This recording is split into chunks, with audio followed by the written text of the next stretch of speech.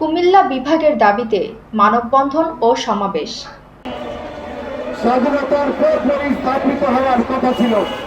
নানা রাজনৈতিক ষড়যন্ত্রে আমরা সেই লক্ষ্যে পৌঁছতে পারি নাই।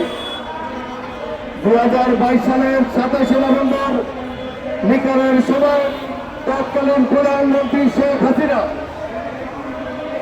কুমিল্লাকে বাদ দিয়ে মেঘনা নাম করে, ফরিদপুরকে বাদ দিয়ে পদ্মা নাম করে একটি বিভাগের প্রস্তাব করেছিল। তখন কুমিল্লার লক্ষ লক্ষ মানুষ তার প্রতিবাদ করেছে। 24-এর গণঅভ্যুত্থানের মধ্যে দিয়ে যে সরকার এসেছে, সেই সরকারের একজন উপদেষ্টা আসিফ মাহমুদ সজীব ভুঁইয়া ইতিমধ্যে উপদেষ্টা পরিষদের বৈঠকে শেখ হাসিনা সরকারের সিদ্ধান্তকে বাতিল করে কুমিল্লা নামক বিভাগের যৌক্তিকতা ঘোষণা করেছে। জনপ্রশাসন কমিশন সংস্কার কুমিল্লা এবং ফরিদপুর বায়ন চাই। আমরা সবাই জানি কুমিল্লা সম্পর্কে সারা বাংলাদেশে একটি প্রবাদ রয়েছে, Comilla things today, the rest of Bangladesh things tomorrow.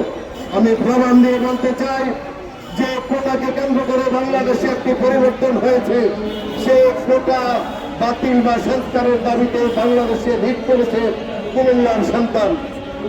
সেই কারণে এই আন্দোলন থেকে বাংলাদেশে একটি গণতান্ত্রিক রাষ্ট্র ব্যবস্থার স্বপ্ন আজকে আমরা দেখি।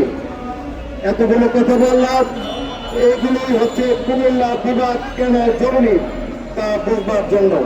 অবিলম্বে প্রশাসনিক সদর দপ্তর কুমিল্লার নামে কুমিল্লাকে রেখে আশপাশ জেলাগুলোকে নিয়ে কুমিল্লা বিভাগ ঘোষণা করবার দাবি জানিয়ে আমি আমার